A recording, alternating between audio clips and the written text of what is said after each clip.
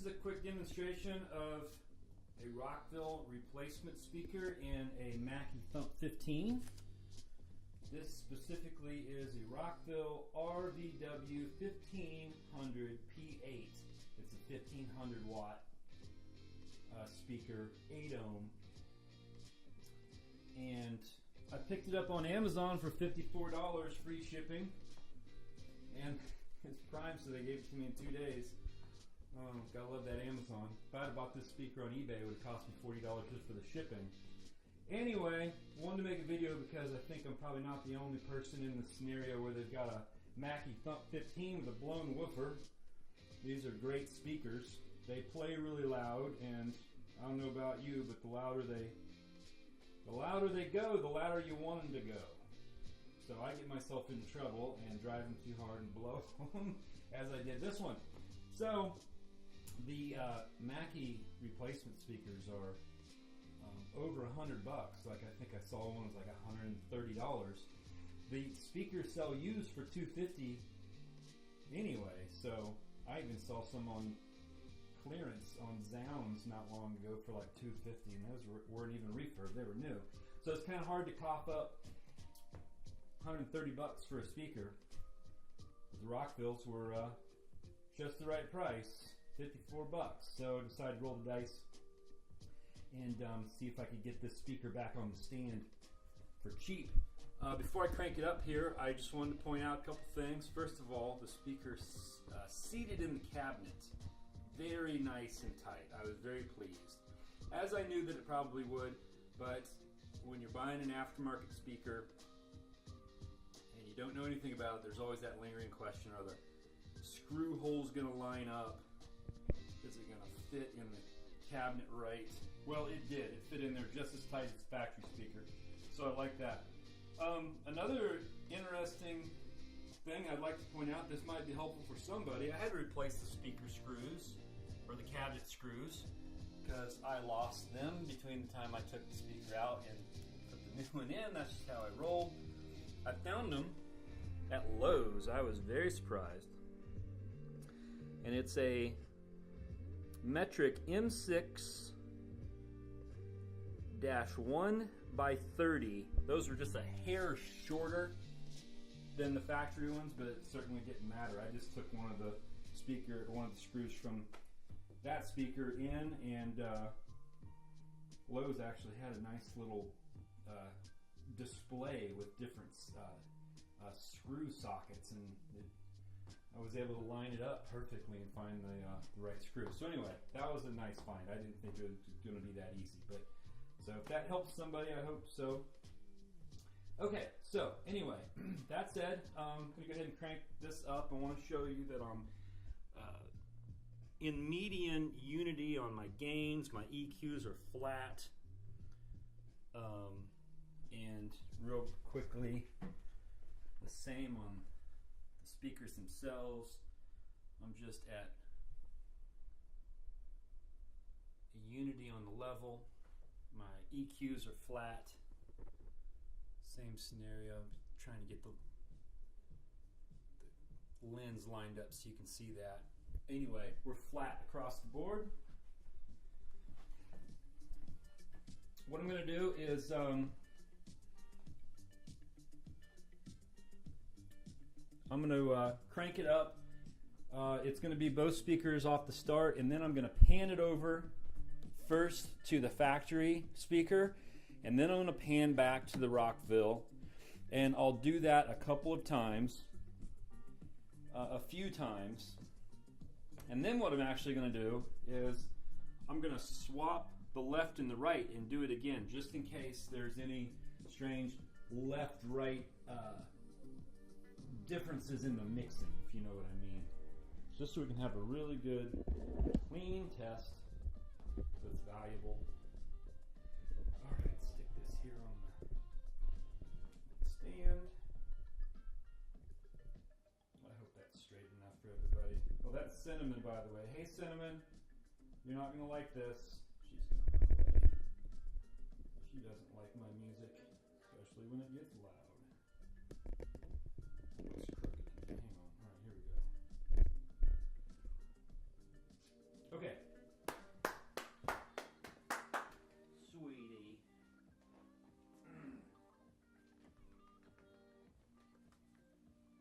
Say hi to everybody. I'm gonna let you go away. Okay, playing some rat-a-tat here. And this is both speakers together, and then I'm gonna pan over to the factory Mackie. Here we go.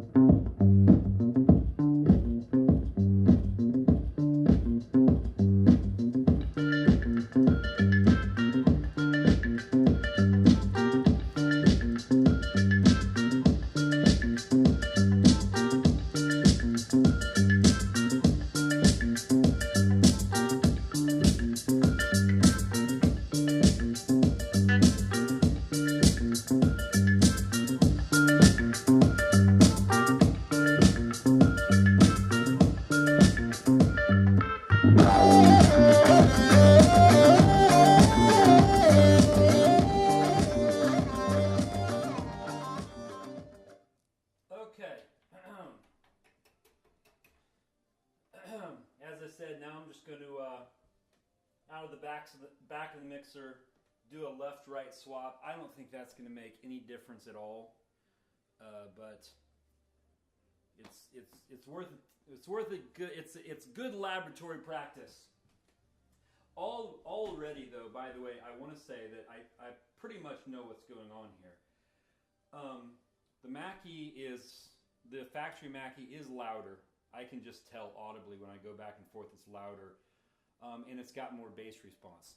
Maybe that's just my ears hearing the bass response and it's not louder, but this has got a rounder low end and it's louder. I do feel like when I'm over on the Rockville, the mids are a lot crispier and cleaner. Maybe that's just because over here on the factory Mackie, the roundness and the fullness of the bass is eating up the mid-range, but for whatever reason, this speaker sounds cleaner and it's got a really crisp mid-range, which I actually like, especially for DJing. You kind of want that crisp, snare hits. Gets everybody dancing. But let's be fair, you need that low end also. Okay, as I said, I'm going to switch the left and right. Try this again. Oh, look who came back. Cinnamon does like the rock and roll after all. Okay, so that's switched. Insert that song over. Put back where it was.